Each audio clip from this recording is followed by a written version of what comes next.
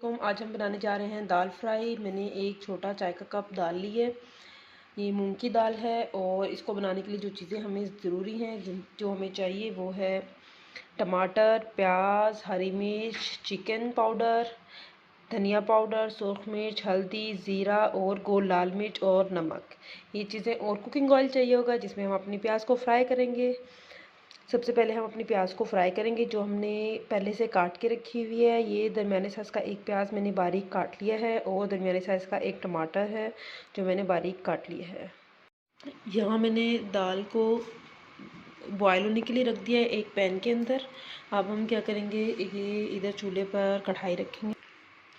यहाँ मैंने कढ़ाई के अंदर तकरीबन 1 चमचा ऑयल का लिया है और इसे अभी हम गरम करेंगे। गरम करने के बाद इसमें हम डालेंगे हमारा प्याज और ज़ीरा। कढ़ाई में मैंने ज़ीरा डाल दिया है और ज़ीरा को सिर्फ हम 1 मिनट के लिए फ्राई करेंगे।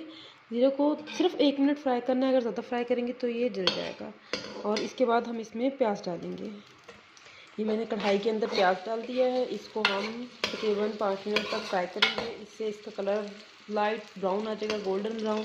प्याज को ज़्यादा देर फ्राई नहीं करना। अगर हम प्याज को ज़्यादा देर के लिए फ्राई करते हैं तो वो ब्लैक हो जाते हैं और सालन का टेस्ट और उसका कलर दोनों ख़राब हो जाता है और वो बिल्कुल प्यारा नहीं लगता और टेस्ट भी अच्छा नहीं आता। चाहे आप कितने भी मसाले डाल लें, अगर आपका प्याज जल जाएगा तो वो बिल्कुल अच्छा नहीं लगेगा और खाने में कड़वा कड़वा आएगा। इसलिए प्याज को हमेशा हल्का गोल्डन ब्राउन करें ताकि आपके सालन का जो कलर है वो भी बहुत अच्छा है और वो जायके में भी बहुत अच्छा लगे। जैसे ये गोल्डन ब्राउन हो जाएगा हम इसके अंदर मसाले ऐड करना स्टार्ट कर देंगे।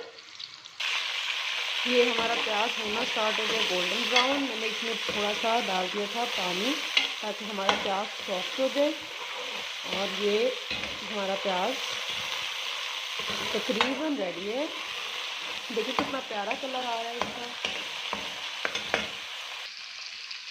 इसमें डालेंगे 1 चम्मच लहसुन अदरक का पेस्ट। 1 चम्मच लहसुन अदरक का पेस्ट गया हमारे सालन के मसाले के अंदर। इसको हम 1 मिनट के लिए फ्राई करेंगे। लहसुन अदरक का पेस्ट बहुत अच्छा टेस्ट देता है। आप अपने सालन में लहसुन अदरक लाजमी डाला करेंगे, हमारे इम्यून सिस्टम को स्ट्रॉन्ग करता है। 1 मिनट हो गया है। अब हम इसमें हमारे जो टमाटर हमने काटे हुए थे वो डालेंगे और इन्हें फ्राई करके अच्छे से मसाले में मिक्स कर देंगे। अच्छे से इसे पकने दें ताकि ये मसाले के अंदर मिक्स हो जाए, घुल जाए और ये सारे का सारा पेस्ट बन जाए। इसलिए इसे अच्छे से आप लोगों ने फ्राई करना है। ये ऐसे खड़ा खड़ा टमाटर नहीं रहना चाहिए वरना टेस्ट नहीं बनेगा मसाले का। ये टमाटर का अच्छे से पेस्ट गया है बन। ये 1-2 टमाटर रह गया, इसका भी हो जाएगा, पेस्ट हो जाएगा। अब हम इसमें डालेंगे अपने सारे मसाले।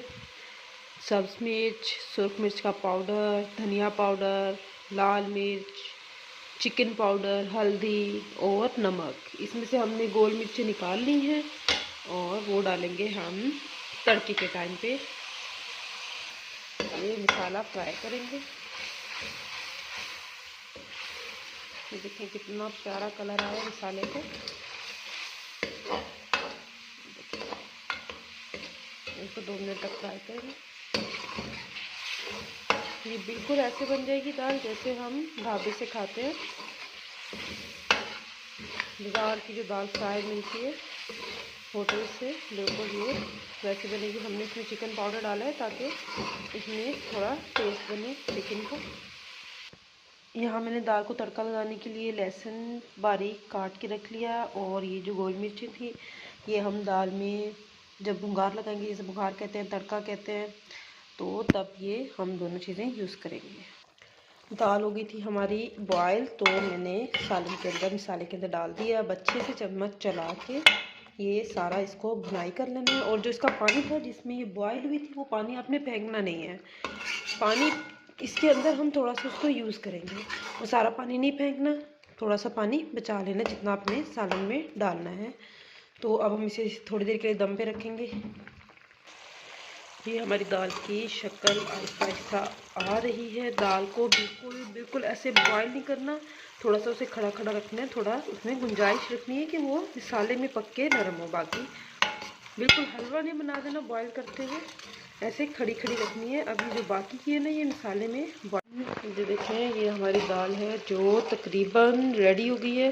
बस 5 मिनट और इसको पकाएंगे और ये बिल्कुल तैयार। आपको डिश आउट करके दिखाएंगे फिर।